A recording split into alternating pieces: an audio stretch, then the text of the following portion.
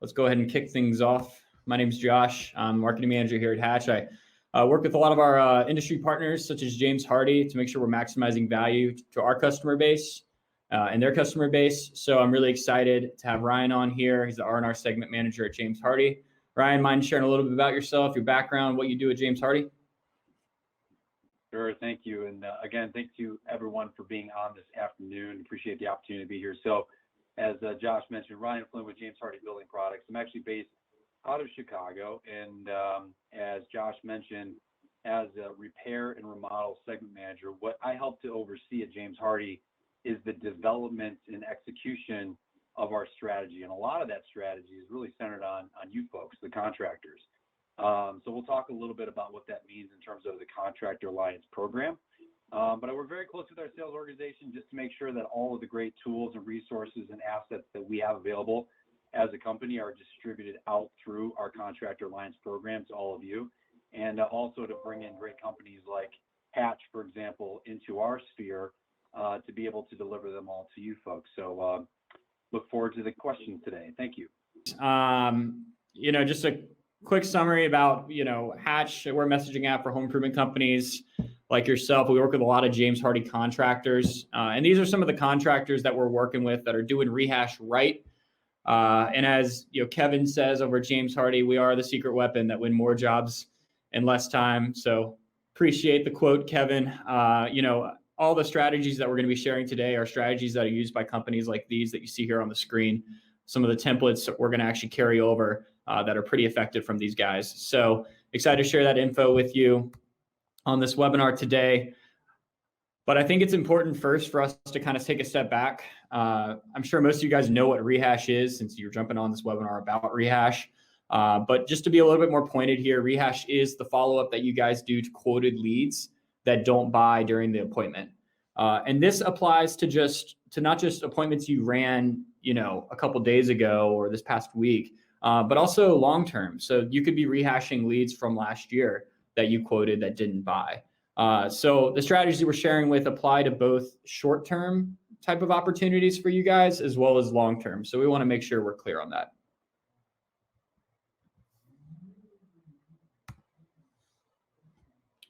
Cool. So I'm going to go ahead and launch this poll. How well are you guys doing rehash today?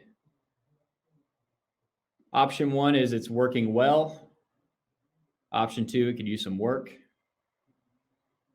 Option 3 is it needs a lot of improvement. And option 4 is we don't do rehash at all. Hopefully you guys are doing some sort of rehash. And if you aren't, you're in for a treat today. I'll tell you that. Yeah, Josh, I'll chime in here as folks are responding to the poll question. When I think about rehash, for both in that short and long range funnel, at James Hardie, we generate thousands of leads a year, and we put a lot of emphasis and focus in our marketing engine to be able to continuously engage with those homeowners as they've reached out to our business. So we've had a lot of success through that. And what we also try to do is help our contractors in our Alliance program understand the value of having a systematized rehash campaign. Because if you leave it up to a notebook, obviously that's not going to work. There's obviously lots of solutions out there. But I think it's just important that you have a cadence with homeowners, either when you're in that current sales cycle or like, hey, someone decided to punt on their project this year. What's going to be your cadence? How are you going to know to follow up with that individual in the next buying cycle or the next season? Yeah, great point, Ryan. And it looks like a lot of you folks, are doing rehash, but it could use some work or need some improvement. So we're going to help you guys tackle that today. So thanks everybody for participating in the poll there. Ryan, mind sharing a little bit about the CAT program, and then we'll get into the meat and potatoes of everything? Yeah, sure. So as we mentioned, for those on the phone who are already in our Contractor Alliance program, awesome. Thanks for having me here. This is probably going to be a little bit of a refresher for you. Those of you who are not in the CAP program today, as we call it, this is just intended to give you a quick overview of what we're all about. But really, the Contractor Alliance program, we've spent a lot of time setting this thing up to make sure that it's put out there to help you achieve the goals of your business. So revenue, profitability, building scalable businesses that can grow, and making sure that you can install projects and everything successfully to reduce that overall chaos in your business. So when I think about this, I think of like an ecosystem where there are the fundamental components that everyone's going to have in their business. There's lead generation, project estimation, in-home sales, production, profitability, tracking.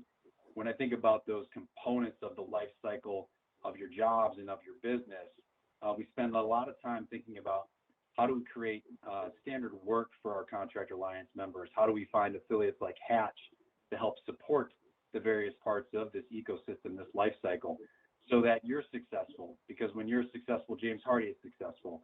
I won't sugarcoat that. We love when you sell Hardie. We love when you grow and sell more Hardie as a business. That lead generation piece up there at the top, just as I mentioned earlier, we see a lot of the strategy and deployment for our repair and remodel segment, but James Hardie as a business, as I mentioned, does a lot to engage with the homeowner directly.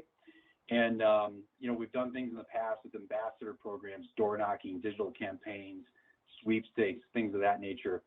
But I can tell you right now that our business is doubling down our efforts to go out there and talk directly to the homeowner, reach them in their living room when they're in the reside window, because we want to become more of a powerhouse when it comes to creating demand for siding and specifically our products. So that lead generation piece is huge. We'll help you work on your business and how to make sure those leads funnel through, but we can also support your business by providing more access to more homeowners, again, who are in that reside window. Josh, go ahead and go to the next slide. So that's a little bit about the program from a high level 50,000 foot perspective.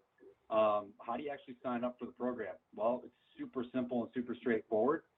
We actually just launched the new Contractor Alliance portal, which is easy to use, user-friendly, both on a PC and mobile device, because we recognize a lot of you folks out there are running your business off an iPad or a smartphone. So it's super easy and super simple to just log into our website and register for the program. And by registering for the program, you get immediate access to the tools and resources that live within the Alliance program, but also, and more importantly, you get access directly to the manufacturers' representatives that are in your market. And that's critical, both from the front end of your business, how you're selling the job, how you're pricing the job, to the back end of your business, how you're actually installing that project. Josh, go ahead, go to the next slide. And just real quick, as you enter into the program, we have different tiers in our program that are intended to help differentiate your business in the marketplace. So it's pretty straightforward. You can come in at the rewards level. It's no cost to you, or you can come in at the rewards plus level, which is a one-time $4.95 membership fee, which we are immediately investing back into your business through feature functions like our marketing zone, which you get credits to apply towards things like radius marketing kits, things of that nature. So as you earn your rewards, as you log more projects, you're going to achieve milestones. And when you reach the rewards advantage, preferred, or elite preferred tiers in our program, it helps to differentiate you in the marketplace because it puts you on the James Hardie website, and it puts you into our pool of potential contractors who will get access to all that demand that James Hardie is creating in the marketplace. And again, as I mentioned, the secret sauce to a lot of this is, hey, you'll have access directly to the manufacturer's rep in your market because we have a vested interest in your success. We want you to be successful. We want to see you succeed and be profitable. Next slide, Josh. So as I mentioned, in summary, it's a rewards program. So how do you earn those rewards and what do you do with them? It's pretty simple. So as you complete James Hardie projects, you submit your jobs into us saying, hey, I've completed the job, it included this much siding, and we give you points back for every project that you do. And as you increase your tiers, just think of like when you fly in a frequent flyer program, the higher you are in tier, the more points you get. The more Hardie products you do, the more points that you get. There's also continuing education as part of our Alliance program. So as you complete those modules and that training, you'll also earn rewards. So this is great, right? Because I can use those rewards to do cool things like travel or buy an iPad or a TV. That's great. But what we really like to do is allow you to use your rewards to reinvest in your business. So for example, Hatch is part of our Alliance program. They're an affiliate. They would support you with Rehash, connecting with homeowners in the sales process. You can take your Hardie reward points and reinvest it in your business by deploying them to Hatch to help run that system for your business. So there's a lot of cool options and opportunities to take the rewards that you earn and actually put them back in your business to help you grow. Okay? Go ahead, Josh. Love that, Ryan. Yeah, appreciate that. And yeah, to Ryan's point, investing in your business, and a lot of that has to do with investing in your homeowner communication, making sure you're providing that good one-on-one personalized communication with the homeowner. And that's something that Hatch can help you with. One of the main complaints that we see on Google reviews is lack of communication between the contractor and the homeowner. This is something that we solve for and we see every day. We're helping folks, including James Hardie contractors across the country, help solve that issue with that communication gap. So we connect up to your CRM, all your lead sources, Modernized Home Advisor, Angie's List, your web forms, Facebook ads, to pull in your leads, instantly engage them over text, email, and voicemail, and you'll get an alert on your phone when somebody responds. You can jump into the conversation, book the appointment from there. We also connect up to your CRM to pull over your demo no sales or demo maybes, to put that rehash on autopilot for you. And that's really what we're going to be talking about today. And we can also help you with that customer communication across that whole life cycle. Appointment confirmations, install confirmations, connect up to your CRM to put that all in autopilot. So excited to be partners up with James Hardie, and today share with you guys some great tips with respect to rehash. So this is what we're going to be covering today: old versus new way of doing rehash, what's changed. We're going to share some messaging tactics, as well as how to handle common objections like pricing, timing, and maybe a really bad sales rep. So we're going to cover these three things today. So let's jump right into it. So the old way of doing rehash is just simply not working. Traditionally, folks will go in and provide a quote, get rejected on that quote, and then just lower the price of the quote, rinse and repeat. Sometimes it works, sometimes it doesn't. There's a lot of pressure on the sales rep to not lose that margin. And so the sales rep feels the need to have to one-call close, which ultimately provides that uncomfortable experience with the homeowner. I've read a lot of reviews. I've experienced this firsthand, where the homeowner or the contractor will just sit in the home and wait until you have a decision on the project. It's super uncomfortable, and that's just absolutely got to change. So again, this leads to that uncomfortable experience, the pressure on the sales rep to one-call close, and then it doesn't allow the sales rep to really do objection handling. There's all this pressure to do this one-call close and this motion of quoting or getting rejected and lowering the price, that it's causing the sales reps not really be consultative at all. And so it's time to kind of shift our thinking. And Brian Gottlieb, he's the founder and CEO of Tundra Lane Home Improvements. They're the number 21 remodeler in the United States, built a multi-million-dollar business. He said to me last week, rehash as a term is very transactional. You need to be talking with your non-buyers. So the goal with rehash, guys, is not just that motion of follow up. It's the motion of surfacing the objections, handling the objections, and then ultimately closing the sale as you overcome those objections. You need to be talking with your non-buyers.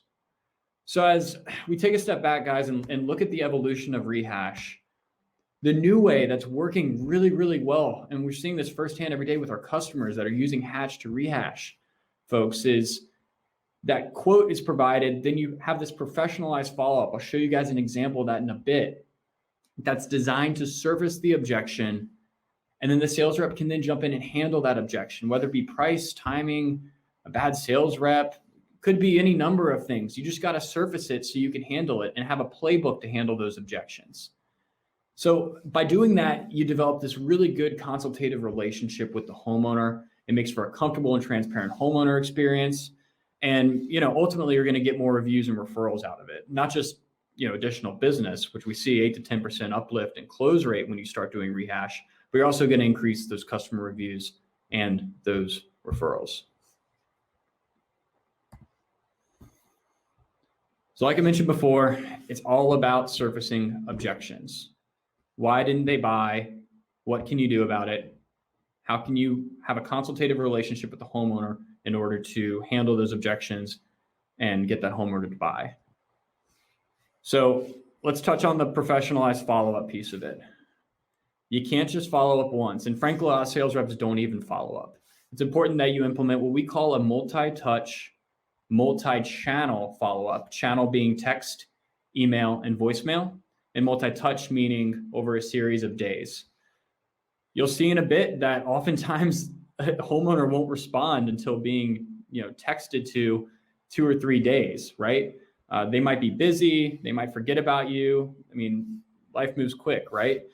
So it's important to stay top of mind with the homeowner, especially after you provide that quote. So what we encourage folks to do in terms of a short-term rehash play, if you just quoted somebody, is 48 hours after the appointment, send a text, an email, and a voicemail.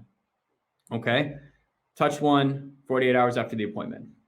The next day, send a text. 2 days later, send a text and an email. This is a playbook that we use with our customer base, and it works very, very well. We put it all on autopilot here at Hatch, but feel free to take a screenshot of this. Set reminders in your phone to follow up. It's absolutely critical. I've met so many contractors that aren't following up with quotes. They say, "Oh, I'll just wait for them to get back to me." That's not how it works. You got to be on top of that homeowner over text, email, and voicemail. And however they respond to you is how they want to be communicated with. If they text you back, they want to text. If they email you back, they want to email. If they call you back, they want to be communicated over phone. It's the beauty of having that multi-channel communication.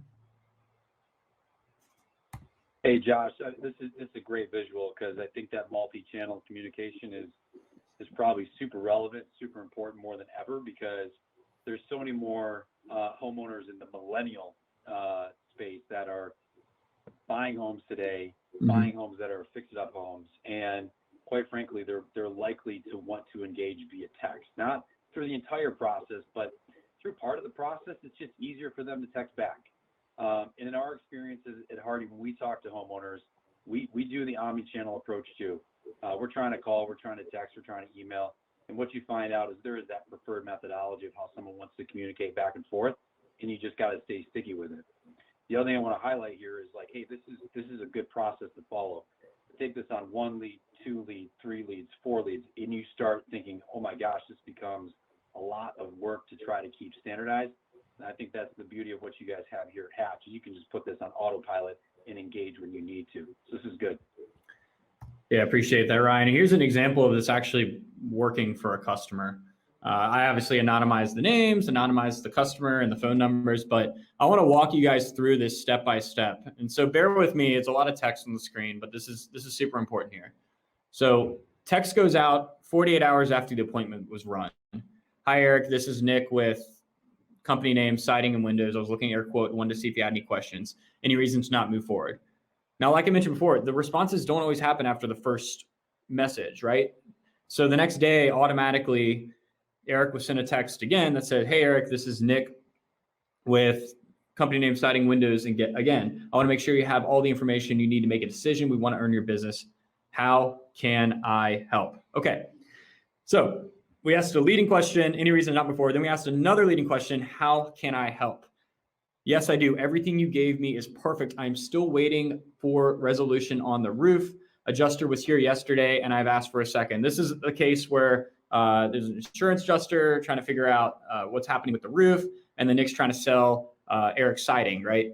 And so he's just waiting on one project over the other. So then Bob jumps into the conversation, and this is the beauty of using something like Hatch to do your rehash. Is it could be just one rep that manages, or it could be multiple folks that can jump into the conversation. In this case, Nick might have been out on the job site. He might have been busy. I don't know, whatever he was doing. He wasn't able to respond to Eric. So Bob jumps in and says, hey, no problem. When do you think would be a good time to follow back up with you? Again, when you have something related to timing, you've got to set a next step. That's sales 101. Always set the next step. So Bob says, no problem. When do you think would be a good time to follow back with you? Eric says, hoping to have this all settled this week.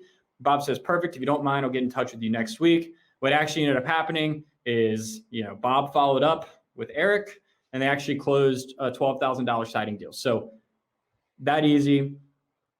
And it wouldn't have happened if he had just given up after the first text. Eric might have gone somewhere else, for example, or, may have even been delayed even further, the job. So they were able to actually go from a demo not sold, you see the status over here on the right, to sold less than a month later. And they were able to get that siding completed that next month. So exciting stuff there. This is just an example of it working in real life. Cool. Just want to touch on this. As I mentioned before, a objection handling can be tough. That's what we're going to be spending a bulk of today's presentation on, is how to handle these objections. Your leadership team likely knows how to handle objections. Your owner, your sales manager, hopefully they do, call center managers. We got to empower the rest of the team. As you onboard new reps, you need to make sure that they understand the common objections that you guys face related to your product, your pricing, and your process, and how to handle those objections, and have that, templatized strategy in place to overcome those. So what we typically see is folks that are using Hatch, for example, they're getting objections and they're seeing common objections. And what will happen is they'll learn from it by reading all the texts and then come up with playbooks that they can implement inside of Hatch to handle those objections. We call that suggested responses. It's basically, a snippet response that can help handle some of these objections, so you can standardize it. So it's important to make sure that you're empowering the rest of your team, especially as you guys are trying to hire a bunch of reps for the busy season. I know folks I see everywhere on all these Facebook groups for roofing and siding companies looking to hire installers, looking to hire sales reps. So it's important as you scale up the hiring that you're also making sure that they know how to handle objections. So the first objection we're going to be talking through is pricing, okay? Pricing is the most common objection. You guys have all seen it. The best ways that we've found to respond to a pricing objection, this is based on data from hundreds of siding and roofing customers that we work with, is present the good, better, best model. That's always effective. More affordable options, right? And use the word investment when you're talking to the homeowner, right? I think this might be a better investment given your price point. Because again, they're investing in their home. It's not necessarily a price thing. It's an investment in their home, right? The next piece is offer financing. I mean, financing is up, I believe, 200% this past year. More and more homeowners are financing their projects. Interest rates are super low right now. So financing is super effective that we found. The last piece is surface discounts and special offers that you've already advertised. Okay. I mentioned before when we were talking about the old way of doing Rehash was to have the price high and then lower the price and hope that you get the deal that way. If you are going to be talking about lowering the price and surfacing maybe a discount, make sure that you already have that advertised. Homeowners are doing a lot of research. They're going to be searching around on your site and they're going to see, oh, well, okay, this guy's offering me something that I noticed on their website. It makes sense. And, maybe they're going to move forward with that. But again, always start with that good, better, best model. We find that to be pretty effective.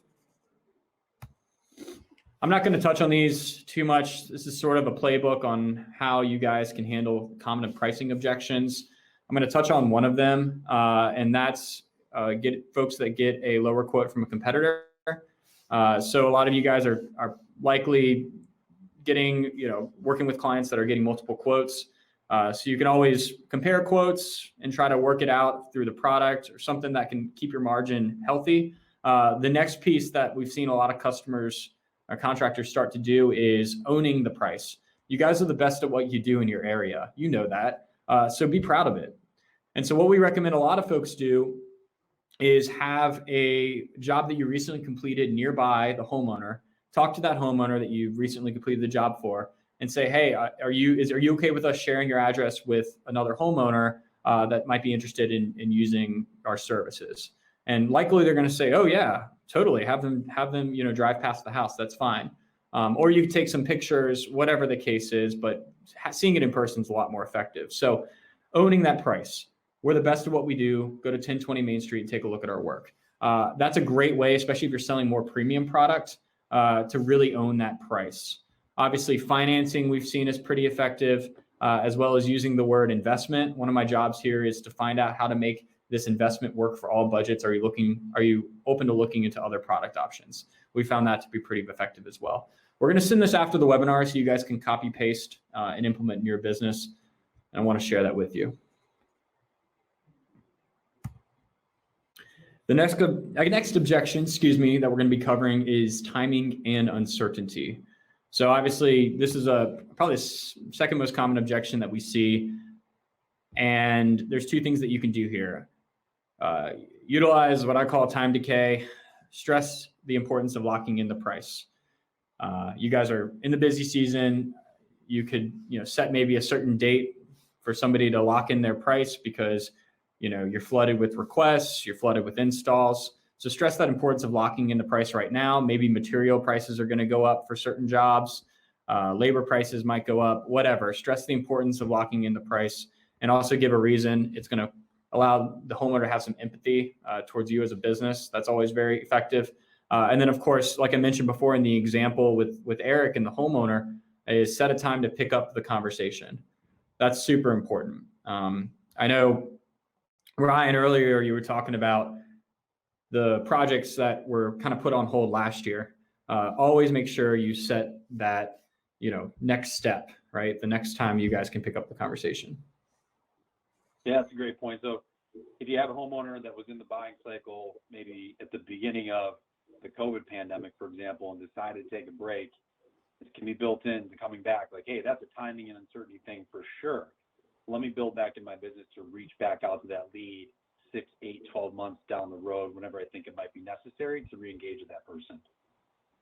And I think also too, from a building products perspective, just to add on, I think you guys are out there are probably experiencing this to some extent. There's a lot of delays on a lot of products.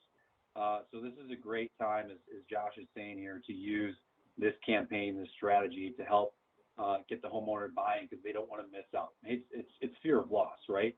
And you want to make sure that, hey, you got this project, you want to do it. I want to make sure you don't miss out. So I'm going to communicate that to you in an effective way. Yeah, absolutely. And one thing that we do a lot of times with our customers is we pull in all these old dead leads from the CRM and engage with them over text, email, and voicemail as a good way to kind of rehash those dead leads. Or maybe there were leads that canceled an appointment with you last year. You've got that all in your CRM. Honestly, most of you guys are sitting on a gold mine, and that's your CRM. There's a lot of good data in there that you can mine from and go after.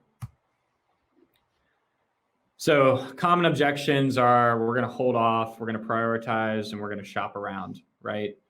I encourage that you guys, with respect to the prioritization piece, a lot of you guys are doing exterior stuff.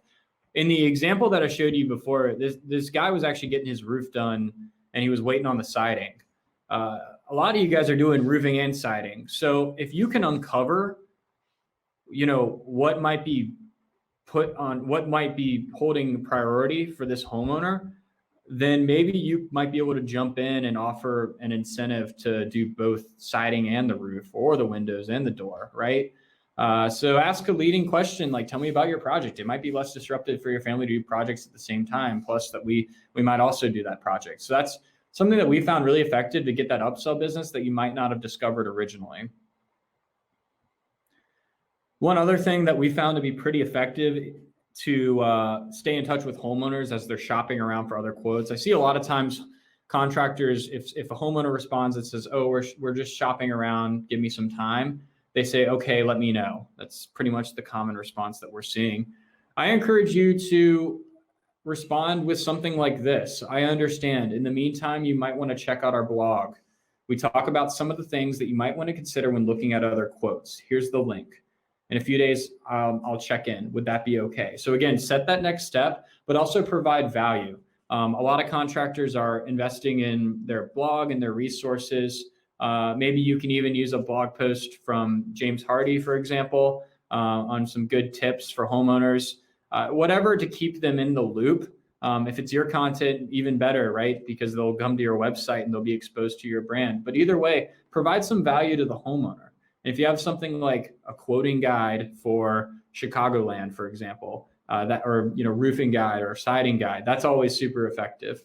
So I encourage you guys to start investing in content.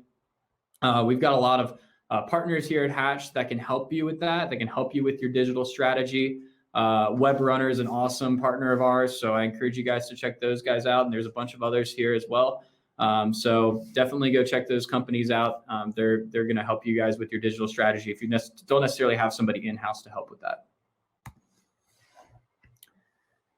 Cool. So now it's going to be a fun part of this webinar. Head on over to the chat and let us know how you would respond to this text. This is a little bit of an exercise, and we've got enough people on the webinar that we should have some good responses. So the text thread went as follows. Hey, Josh, this is Chris with ABC Windows. Great to meet you earlier today. I sent a quote to your email. Have any questions? And then we followed up and said, hey, I just want to follow up here. Our team is excited to get started on your projects and have any questions about the estimate. And then we got a timing objection. Hi, Chris, we're actually going to put this project on hold for now. Given what we talked about and what you guys know working in this industry day in and day out, how would you respond to this? So head on over to the chat and formulate maybe a 1-sentence, 2-sentence response, and we'll give you guys some time to do that. And while just real quick, as you guys are formulating some of those responses, just kind of coming back to the objection and resolution piece, just as a comment, tie some things together. So Josh walked you through some basic things you guys can do to help overcome those objections. I do want to say, like, hey, as part of a Hardie Contractor Alliance program member, we're going to give you training on common objections that you would face when trying to position fiber cement siding to your homeowner. And if you think about that, you can start to take some of that training, that knowledge, and build it into this model of objection resolution that's sort of automated for you. And then the second piece on the objection resolution, if you take a step back and think about what Josh walked you through, if you deploy objection resolution in a consistent way, now it doesn't matter who's talking to the homeowner. I know that I've got the right messaging going back at the right time if I'm using a platform like Hatch to make sure that that messaging is consistent. And that's important because you don't always know what someone's saying out there in the field. Yeah, absolutely. Looks like we've got some folks jumping in here. What is your timeline on the project? When would you ultimately like to have things completed? That's a great question, Peter. Nice. We have another response that says, I would hone in on why they want to wait and try to help build a better option for them to move forward now. Yeah, it's a good question. Ask them like why they're putting it on hold, because that might uncover some other type of objection. Maybe they're waiting on getting an insurance check or something. Yep. Would it be okay if I follow up in a few weeks? That's good. Maybe lock in a date there. I completely understand. I wanted to let you know that there are a lot of material price increases occurring right now. I wanted to lock in price before things increase. Beautiful. Brittany says, is there a timeline you have in mind with this project? Prices are subject to change. I want to get you locked in at this price. Beautiful. Great way to lock in the price and establish timeline. I love it, guys. Fantastic. We got one more here. Skylar, that says, hey, I understand that. Can I get some more info as to what drove you to this decision? We'd like to help any way we can. Thanks. I love that. Skylar, that's very like empathetic of you. So nice work on that. I think that's going to resonate with a lot of homeowners.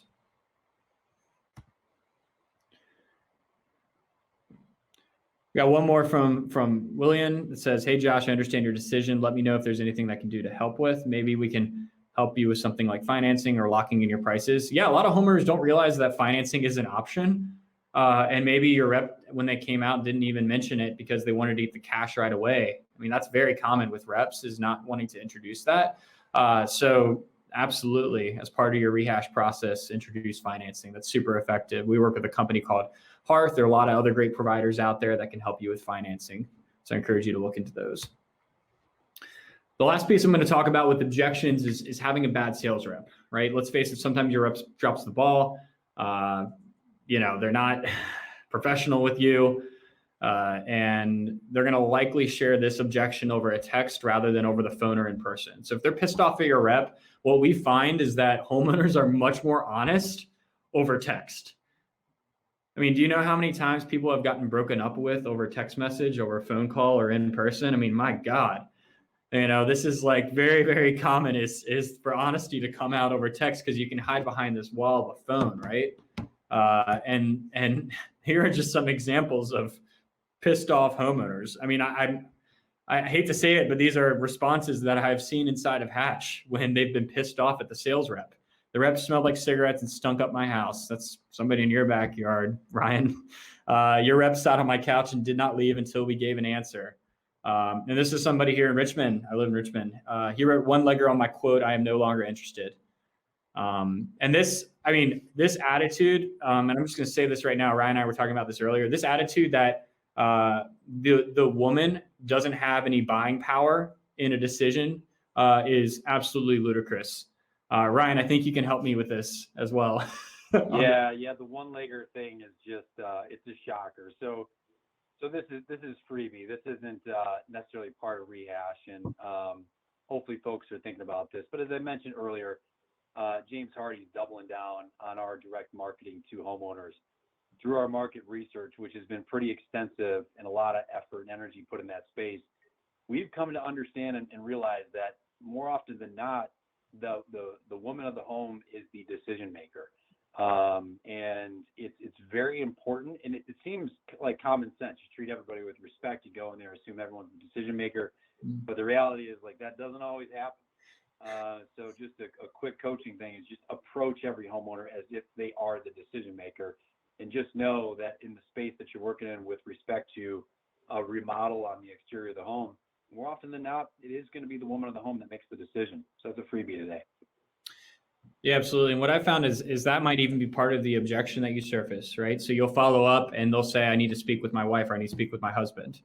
And then you uncover that this is a group decision, right? So have that, again, that consultative process is going to help you be respectful and overcome those objections in a much more professional way. And it's going to increase the likelihood of you closing the deal. So when your homeowner does have a bad experience with your rep, make sure that the owner or the sales manager jumps in and handles that objection. Maybe a personalized call, maybe a visit, something to take ownership of the mistakes that were made and offer an incentive to make things right. Maybe it's a product upgrade, maybe it's a discount of some sort of incentive to make things right. And there's a lot of programs out there that you guys probably use to help provide incentives to homeowners. Maybe, do something that would make them feel like you guys are making it right in some way, shape, or form. So again, have leadership own that objection, take ownership of the mistakes that were made, and then offer that incentive.